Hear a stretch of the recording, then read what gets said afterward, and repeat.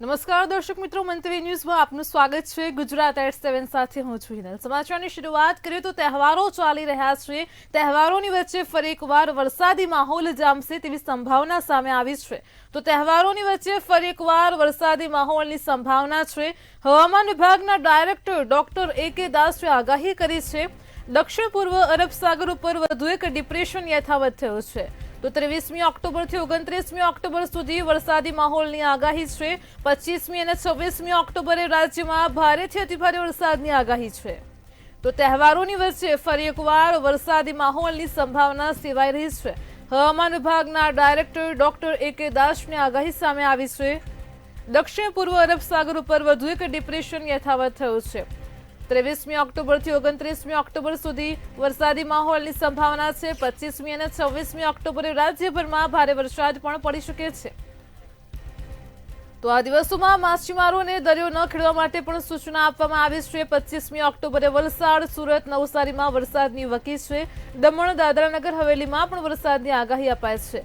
તો ડાંગ, અમરેલી, ભાવનગર, ગીર સોમનાથમાં પણ વરસાદની વકી છે। આ દરમિયાન દીવમાં ભારે વરસાદ થવાની સંભાવના છે।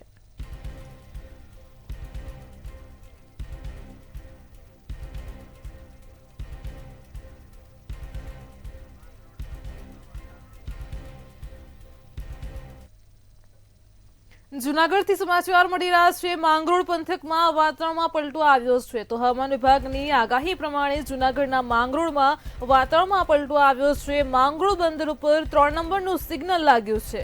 તો જૂનાગઢથી આ સમાચાર। દરિયામાં કરંટ હોવાના કારણે 3 નંબરનું સિગ્નલ લગાવવામાં આવ્યું છે। માંગરોળના દરિયામાં ભારે કરંટ જોવા મળી રહ્યો છે। મોજા ઊંચે ઉછળતા જોવા મળ્યા છે। માછીમારોને સાવચેત રહેવા તંત્ર દ્વારા અપીલ કરાઈ છે। તો સાથે જ સ્થાનિક લોકોને પ્રવાસીઓને દરિયાથી દૂર રહેવા માટે પણ સૂચન અપાયું છે। આ માંગરોળ બંદર ઉપર 3 નંબરનું સિગ્નલ લાગ્યું છે। દરિયામાં કરંટ હોવાના કારણે 3 નંબરનું સિગ્નલ લગાવવામાં આવ્યું છે। માછીમારોને દરિયો ન ખેડવા ખાસ સૂચના અપાઈ છે। માંગરોળના દરિયામાં ભારે કરંટ જોવા મળ્યો છે।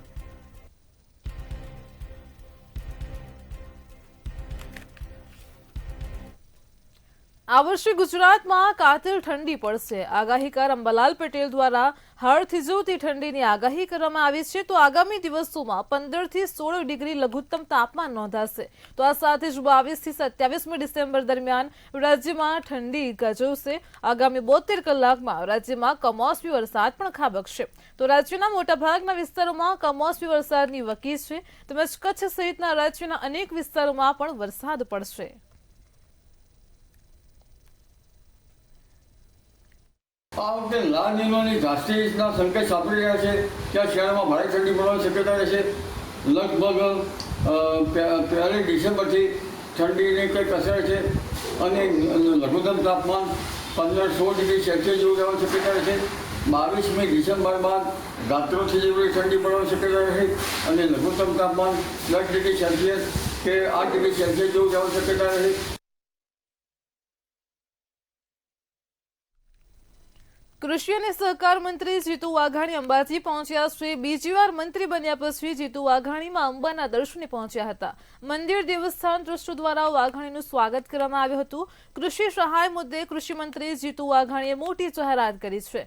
ખેડૂતોને નુકસાનમાં સહાય આપવા માટે કૃષિ મંત્રી દ્વારા નિવેદન આપવામાં આવ્યું। તેમણે જણાવ્યું કે જરૂર પડશે તો ખેડૂતોની સહાય 5,000 કરોડ સુધી લંબાવવામાં આવશે। ખેડૂતોની સહાય માટે મુખ્યમંત્રીએ મને ખુલ્લો દોર આપ્યો છે।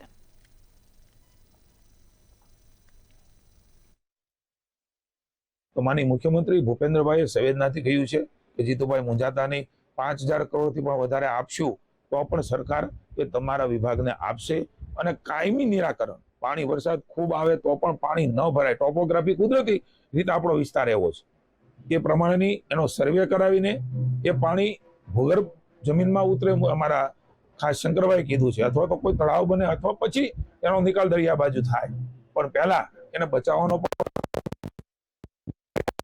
અને ભગવાનને ભવિષ્યમાં ઉત્તર ગુજરાત, વાવ, થરાદ, પાટણ એને ક્યારેય આવી તારાજી સહન ન કરવી પડે, એમને બળ અને શક્તિ।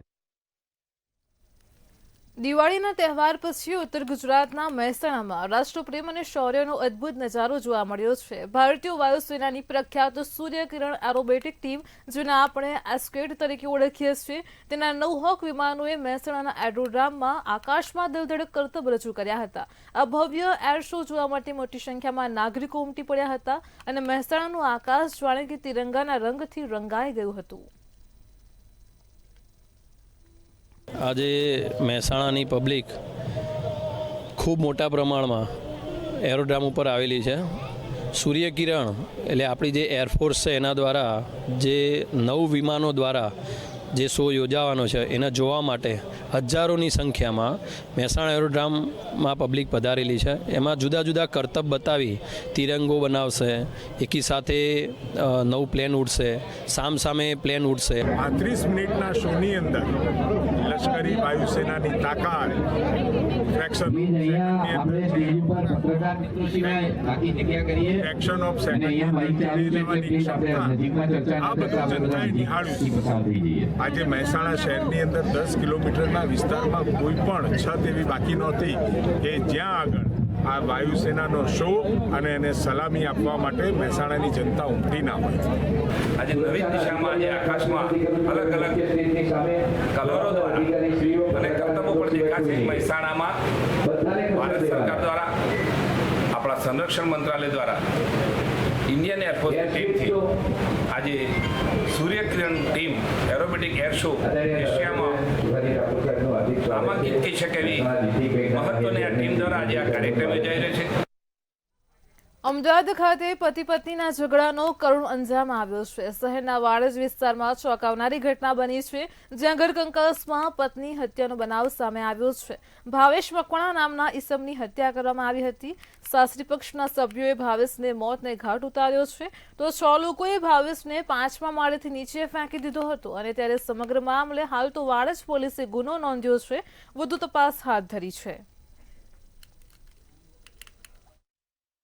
મરી જવાના કારણે એના દેવાના કારણે એની બહુ કોશ કરતી હતી. એની બહુનો 18,000 પગાર હતો. એના મા બાપના હાલે શું હાલે અમના મા બાપને 1 રૂપિયો પણ આપ્યો નથી. કેટલા કે ઘટના બની અને ક્યાંથી કેવી રીતે નીચે ફેંક્યા? એ લોકો અહીંયા આયા એવા મેં કીધું ચા પાણી કરીને વાતો કરીએ ને મારા છોકરાને મારીને સીધો ઊંચો કરીને ઉપર નીચે નાખી દીધું. કોણ કોણ હતું જોડે? એ 7 જણા હતા. એમાંથી 5 જણા કીધા, તમે 5 જણા માન્ય રાખ્યા સાહેબ.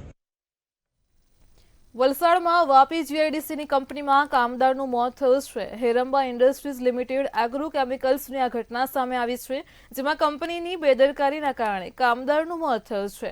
ક્રેનથી ટાંકી ખસેડતા સમયે ટાંકી કામદાર પર પડી ગઈ હતી. ટાંકી નીચે આવી જવાથી 41 વર્ષીય જીતેન્દ્રસિંહનું મોત થયું છે. આ ઘટનાને પગલે ફેક્ટરી ઇન્સ્પેક્ટરની કાર્યવાહી સામે સવાલ ઉઠ્યા છે.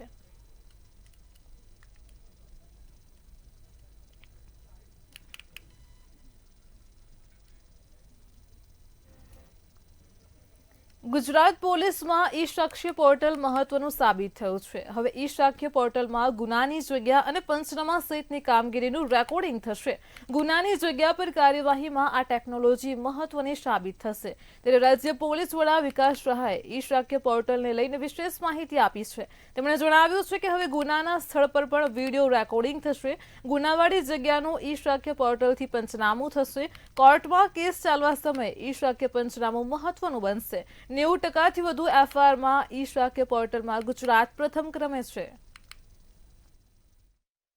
ઈ-સાક્ષ્ય આવ્યા પછી આ જે પંચનામું છે એ પંચનામું ગુનાવાળી જગ્યાનું આખું વિડીયો રેકોર્ડિંગ થઈ જાય. ઈ-સાક્ષ્યનું એક પોર્ટલ છે.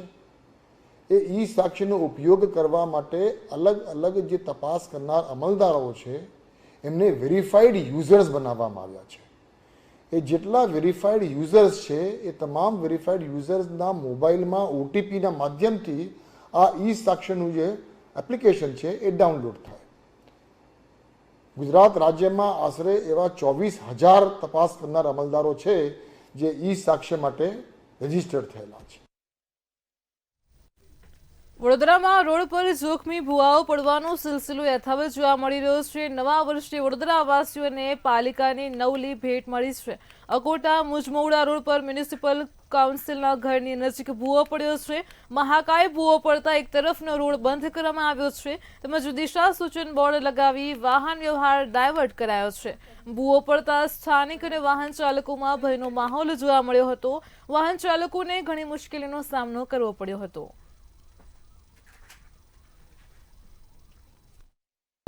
સદર સમસ્યાના કાયમી નિરાકરણ અર્થે વડોદરા મહાનગરપાલિકા દ્વારા જૂની લાઇનને જીઆરપી પાઇપથી રિહેબિલિટેશન કરવાનું કામગીરી હાથ પર લીધી છે.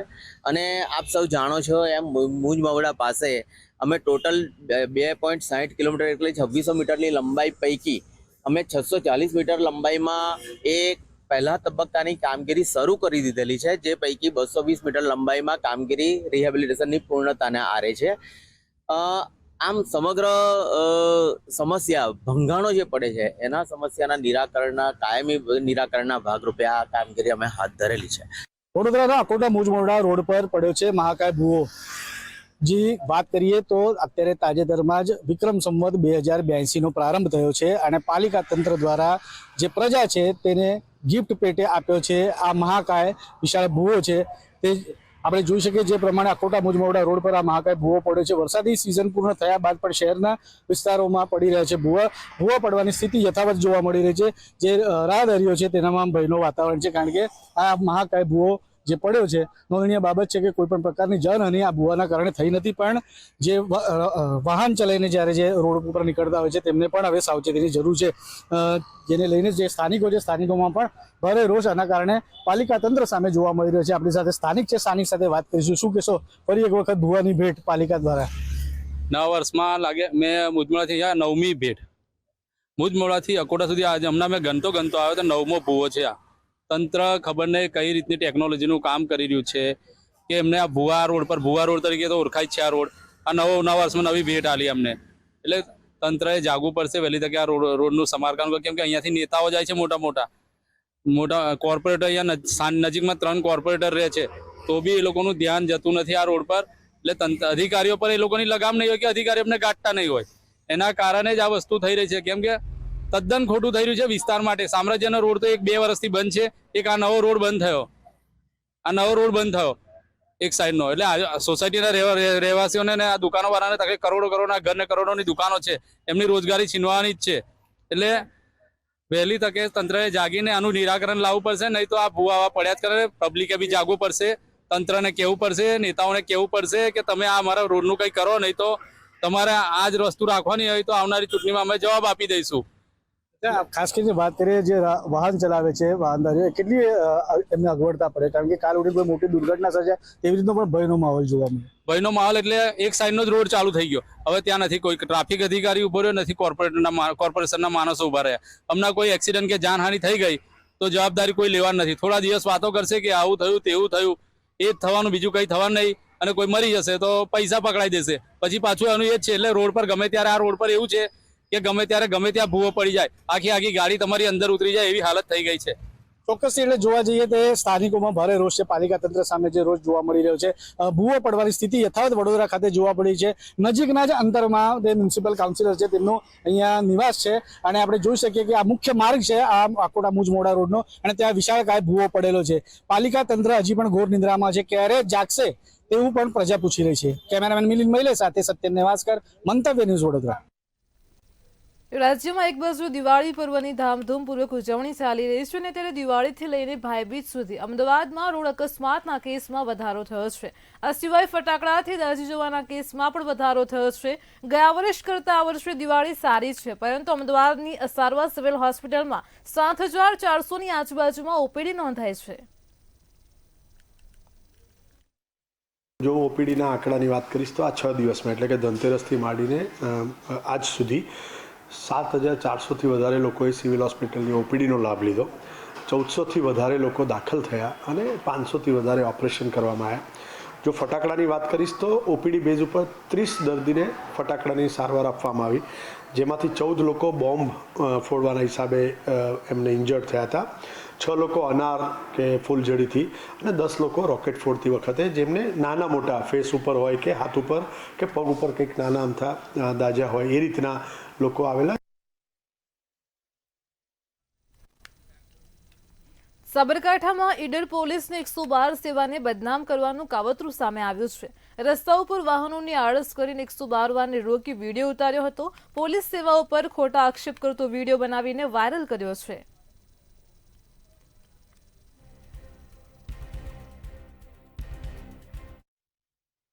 ગઈકાલે 23/10/25ના રોજ એક સોશિયલ મીડિયામાં વિડીયો વાયરલ થયેલો હતો, જેમાં 112ના કર્મચારી જે દાદર પોલીસ સ્ટેશનના છે એ હિંગળાજ ગામ સાથે લોકો સાથે રકઝક કરી હોય અને કથિત રીતે જે કર્મચારી છે એ પીધેલા હોય એ બાબતનો એક વિડીયો વાયરલ થયેલો હતો. એમાં હકીકત એવી છે કે તારીખ 22/10ના રોજ સંદીપજી વિનોદજી નામના વ્યક્તિએ એક કોલ કરેલો હતો અને એમાં એમ જણાવેલું હતું કે પોતાના પિતા વિનોદજી કચરાજી દારૂ પીને પોતાના ઘરમાં માથાકૂટ કરી રહેલ છે. વડોદરામાં આજે 17મો રોજગાર મેળો યોજાયો હતો. વડાપ્રધાન નરેન્દ્ર મોદી આ કાર્યક્રમમાં વર્ચ્યુઅલી જોડાયા હતા. કેન્દ્રીય મંત્રી જ્યોતિરાદિત્ય સિંધિયાના વરદ હસ્તે ઉમેદવારોને નિમણૂક પત્રો આપવામાં આવ્યા છે. તો આ રોજગાર મેળામાં વડોદરાના 86 ઉમેદવારોને રોજગારના અવસર મળ્યા હતા. દેશભરના 40 સ્થળો પર એક સાથે રોજગાર મેળા યોજાયા, જેમાં કુલ 51,000થી વધુ ઉમેદવારોને નિમણૂક પત્રો આપવામાં આવ્યા છે.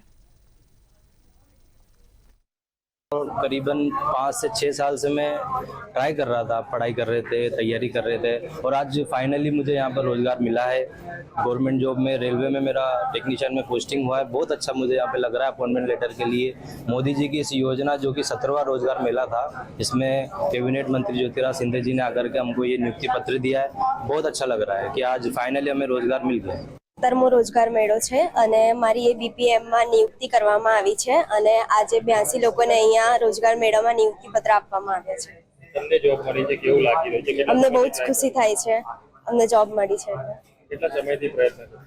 અમે 1 વર્ષથી પ્રયત્ન કરતા હતા. 2022 में धनतेरस के अवसर पर इस रोजगार मेला का संस्करण की शुरुआत की गई.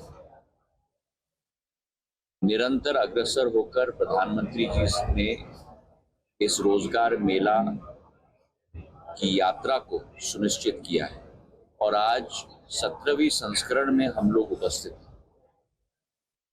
आज 51,000 नियुक्ति पत्र भारत की विकास यात्रा में हमारे नौजवानों को दी गई हैं पूरे राष्ट्र में. યોગ્ય લાયકાત ધરાવતા યુવાનોને રોજગારી મળે તે માટે રોજગાર મેળાનું આયોજન કરવામાં આવતું હોય છે અને ત્યારે અમદાવાદના શાહીબાગ ખાતે પણ યુવાનોને રોજગારી આપવા માટે રોજગાર મેળાનું આયોજન કરવામાં આવ્યું હતું. આ કાર્યક્રમ અંતર્ગત યુવાનોને તેમની લાયકાત અનુસાર જુદા જુદા ક્ષેત્રમાં નોકરી આપવામાં આવી છે. આ કાર્યક્રમમાં લોકસભાના સાંસદ નીમુબેન બામણિયા અને અમદાવાદના મેયર પ્રતિભાબેન જૈન પણ હાજર રહ્યા હતા. અમદાવાદમાં પણ 154 યુવાઓને નિમણૂક પત્ર આપવાના છે. એમાં 29 બહેનો પણ એમાં સામેલ છે. યુવા ગ્રામીણ પણ એની અંદર સામેલ છે. ત્યારે યુવાઓને એક નવી રોજગારીની સોનેરી એક દિશા મળી છે. માનનીય મોદી સાહેબના નેતૃત્વની અંદર આ 17મો રોજગાર મેળો એ द्वारा लोगों ने युवाओं ने निमणूक पत्र आपवाना है. और मैं 4 ईयर्स से अराउंड प्रिपरेशन कर रही थी. मेरा ग्रेजुएशन भी उसी के साथ था और मुझे इनकम टैक्स डिपार्टमेंट में एज अ स्टेनोग्राफर अपॉइंट किया गया है और मैं बहुत खुश हूँ इस चीज़ के लिए. मेरी फैमिली भी बहुत खुश है. मैं ऑनरेबल प्राइम मिनिस्टर जी नरेंद्र मोदी जी को बहुत थैंकफुल हूँ कि मुझे इस काबिल समझा गया कि मुझे इतने अच्छे डिपार्टमेंट में एज अ स्टेनो अपॉइंट किया गया है. फैमिली का ही सपोर्ट था. थोड़ा जब प्रिपरेशन करते तो उस टाइम पे थोड़ा नहीं होता है तो हार्टलेस फील होने लगता है, बट फैमिली का ही सपोर्ट था. હું રેલવેની અંદર એઝ અ જુનિયર એન્જિનિયર તરીકે સિલેક્ટ થયો છું અને મેં લગભગ 2 વર્ષ જેટલી મહેનત કરી છે અને આજે આ જોબ મેળવી રહ્યો છું. ખાસ કરીને કોનો આભાર માનવા માંગો છો? માતા પિતાનો? હા, તો ખાસ કરીને તો પેરેન્ટ્સનો તો બહુ જ અગત્યનો રોલ હોય જ છે. સાથે સાથે મારા જે પ્રોફેસર્સ જે ડ્યુરિંગ મારું ગ્રેજ્યુએશન અને માસ્ટર્સની અંદર જેમના થ્રુ મને માર્ગદર્શન માર્ગદર્શન મળ્યું. સાથે સાથે મારા કલીગ્સ જેઓ તૈયારી કરતા હતા તો એમનું પણ માર્ગદર્શન અને સાથ સહકાર મળ્યો છે. એના લીધે જ આ એક્ઝામ પાસ થઈ છે. અમદાવાદ શહેરને વધુ એક હરિયાળું ગાર્ડન મળવા જઈ રહ્યું છે. અમદાવાદના પશ્ચિમ બાદ હવે પૂર્વ રિવરફ્રન્ટને પણ વિકસાવવામાં આવી રહ્યો છે. અમદાવાદ એલિસ બ્રિજ નીચે આ ગાર્ડન બનાવવામાં આવી રહ્યો છે. લાલ દરવાજા પાસે આ રમણીય ગાર્ડન બનતા પૂર્વ અને મધ્ય શહેરના લોકોને લાભ મળશે. આ બગીચામાં વિવિધ પ્રકારના છોડ અને વૃક્ષોનું વાવેતર કરવામાં આવ્યું છે.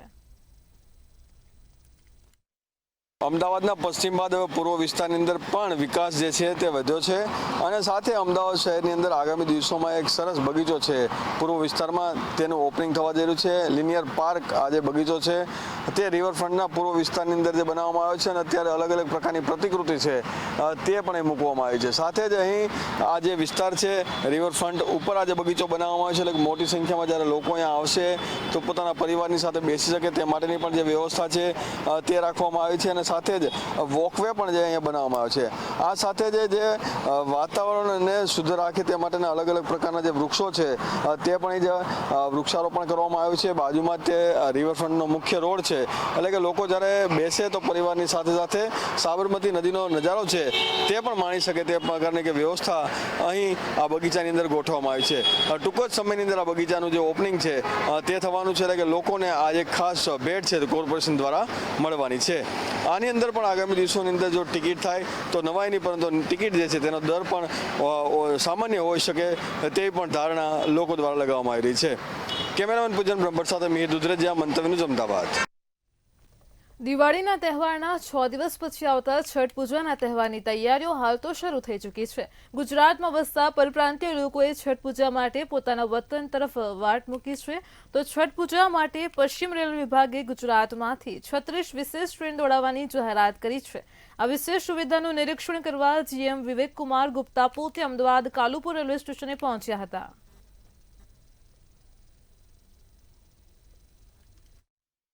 और अभी छठ का महापर्व जो अभी 2 दिन के बाद मनाया जाने वाला है उसके लिए जो भी यहाँ पे इंतजाम किए गए हैं स्पेशल ट्रेन चलाई गई है जैसे आपको मालूम है. साथ में होल्डिंग एरिया ये यात्री होल्डिंग एरिया है. इसी तरह साइड में भी यात्री होल्डिंग एरिया बनाया गया है. उसमें CCTV, पानी के लिए इंतजाम, टिकट के लिए इंतजाम. દિવાળીના 6 દિવસ બાદ આવતા છઠ પૂજાના તહેવાર માટે પશ્ચિમ રેલવે દ્વારા વિશેષ વ્યવસ્થા છે તે કરવામાં આવી છે. 36 જેટલી વધારાની ટ્રેનો છે તે દોડાવવામાં આવી રહી છે. બિહાર અને ઉત્તર પ્રદેશમાં રહેતા પરપ્રાંતિયો માટે આ વિશેષ વ્યવસ્થા છે કે તે કરવામાં આવી છે કારણ કે ગુજરાતમાં રહેતા પરપ્રાંતિયો પોતાના વતન જઈને જે તહેવાર છે તે ઉજવી શકે તે માટે આ ખાસ વ્યવસ્થા રેલવે વિભાગ દ્વારા કરવામાં આવી છે. કેમેરા પર્સન બિપિન અમીન સાથે કિંજલ બોરીસા, મંતવ્ય ન્યૂઝ, અમદાવાદ. ઉત્તર ભારતથી આવીને ગુજરાતમાં વસેલા લોકો હાલ તો છઠ પૂજા માટે વતન તરફ જઈ રહ્યા છે. ગુજરાતમાંથી લાખો પરપ્રાંતીય લોકો દર વર્ષે ઉત્તર પ્રદેશ અને બિહાર તરફ જતા હોય છે. એવામાં છઠ પૂજાને લઈને રેલવે વિભાગે તૈયારીઓ હાથ ધરી છે. પશ્ચિમ રેલવે દ્વારા કાલુપુર અને સાબરમતી રેલવે સ્ટેશન પર મુસાફરો માટે હોલ્ડિંગ એરિયા બનાવ્યા છે જ્યાં મુસાફરો પોતાની ટ્રેનના સમય સુધી શાંતિથી બેસી શકે તે પ્રકારની વ્યવસ્થા કરવામાં આવી છે. દિવાળીના તહેવાર બાદ ગુજરાતમાં વસતા પરપ્રાંતિયોનો તહેવાર છઠ પૂજા એ સૌથી મહત્વનો હોય છે અને અમદાવાદમાં મોટી સંખ્યામાં ઉત્તર પ્રદેશ અને બિહારના પરપ્રાંતિયો વસવાટ કરે છે જેને લઈને પરપ્રાંતિયો માટે અમદાવાદ અને પશ્ચિમ રેલવે દ્વારા વિશેષ ટ્રેનોની વ્યવસ્થાની સાથે સાથે હોલ્ડિંગ એરિયા પણ બનાવવામાં આવ્યો છે કે જ્યાં જે મુસાફરોની બેસવાની જે વ્યવસ્થા છે તે કરવામાં આવી છે. ઉપર છત બનાવવા પતરાનો શેડ છે તે બનાવવામાં આવ્યો છે. પંખાની વ્યવસ્થા કરવામાં આવી છે કે જ્યાં જે મુસાફરો આવે તેમની ટિકિટ રિઝર્વ ના હોય તો તેઓ અહીંયા બેસી શકે છે. જ્યારે ટ્રેન આવે ત્યારબાદ તેઓ અહીંયાથી સ્ટેશન ઉપર જઈ શકે તે પ્રમાણેની વ્યવસ્થા છે તે કાલુપુર રેલવે સ્ટેશન ખાતે કરવામાં આવી છે. 3 જેટલા જે હોલ્ડિંગ એરિયા છે તે બનાવવામાં આવ્યા છે જેમાં રિઝર્વ પેસેન્જર અને અનરિઝર્વ પેસેન્જર એટલે કે જે મુસાફરોની ટિકિટ કન્ફર્મ નથી થઈ તે લોકોને પણ બેસવા રહેવાની વ્યવસ્થા કરવામાં આવી છે અને સાથે જે મુસાફરોની ટિકિટ કન્ફર્મ થઈ ગઈ છે તે લોકો માટે પણ બેસવાની વ્યવસ્થા છે તે કરવામાં આવી છે, કારણ કે મુસાફરોને તકલીફ ના પડે, સમસ્યા ન પડે તે માટેની આ વ્યવસ્થા છે તે રેલવે વિભાગ દ્વારા આ વર્ષે કરવામાં આવી છે, કારણ કે દિવાળીના તહેવાર બાદ મોટી સંખ્યામાં જે પરપ્રાંતિયો હોય છે તે પોતાના વતનની વાટે જતા હોય છે, પોતાના વતનમાં જે તહેવાર કરવા માટે જતા હોય છે, અને તેને જ કારણે જે રેલવે વિભાગ દ્વારા આ જે વેઇટિંગ એરિયા, જે હોલ્ડિંગ એરિયા છે તે બનાવવાની વ્યવસ્થા કરવામાં આવી છે, અને જ્યાં મુસાફરો બેસીને પોતાની ટ્રેનનો સમય થાય ત્યારે સ્ટેશન ઉપર જાય છે. કેમેરા પર્સન બીપી નમીન સાથે કિંજલ બોરીસા, મંતવ્ય ન્યૂઝ, અમદાવાદ. અમદાવાદ મ્યુનિસિપલ કોર્પોરેશને શહેરને ચોખ્ખું રાખ્યું છે. દિવાળી પર્વ નિમિત્તે પણ સ્વચ્છતા મામલે ઉમદા કામગીરી કરી છે. એએમસીના સોલિડ વેસ્ટ વિભાગે તહેવારોમાં પણ કામગીરી કરી છે, તો સફાઈ કર્મચારીઓએ સમયસર શહેરની સાફ સફાઈ કરી છે. અંદાજે 9,000 કર્મચારીઓએ અમદાવાદ શહેરને સ્વચ્છ કર્યું હતું, તો શહેરભરમાંથી કુલ 29,000 મેટ્રિક ટન કચરો એકઠો થયો છે.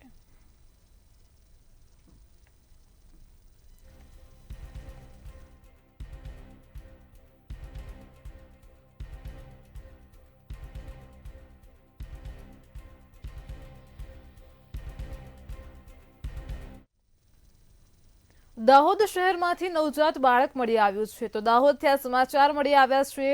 નવજાત બાળક મળી આવવાનો મામલો પ્રકાશમાં આવ્યો છે. દાહોદ શહેરમાંથી ફતેપુરાના વડલી ગામથી સલિયાટા નદી પાસેથી નવજાત બાળક મળી આવ્યું છે.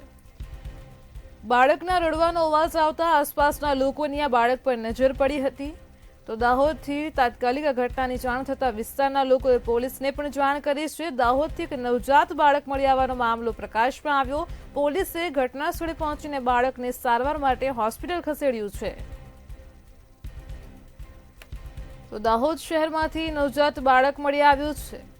દાહોદથી આ સમાચાર સામે આવ્યા છે. ફતેપુરાના વડલી ગામના સલિયાટા નદી પાસેથી બાળક મળી આવ્યું છે. બાળકના રડવાનો અવાજ આવતા આસપાસના લોકો ભેગા થયા હતા, પોલીસને જાણ કરી હતી. પોલીસે પહોંચીને તેને સારવાર માટે હોસ્પિટલ ખસેડ્યું છે.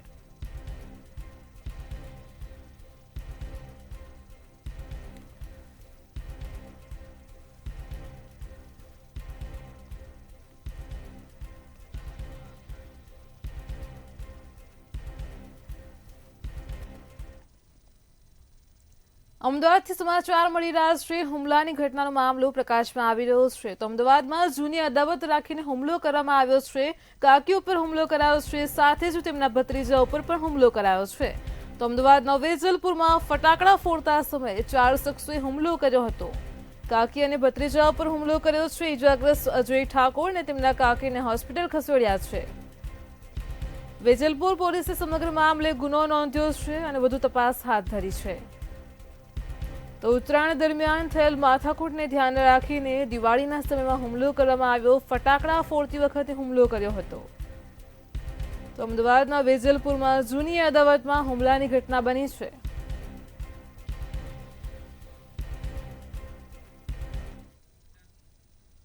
ગુજરાત@7 માં હાલ આટલું જ. પડે પડની અપડેટ મેળવતા રહો માત્ર મંતવ્ય ન્યૂઝ પર. નમસ્કાર.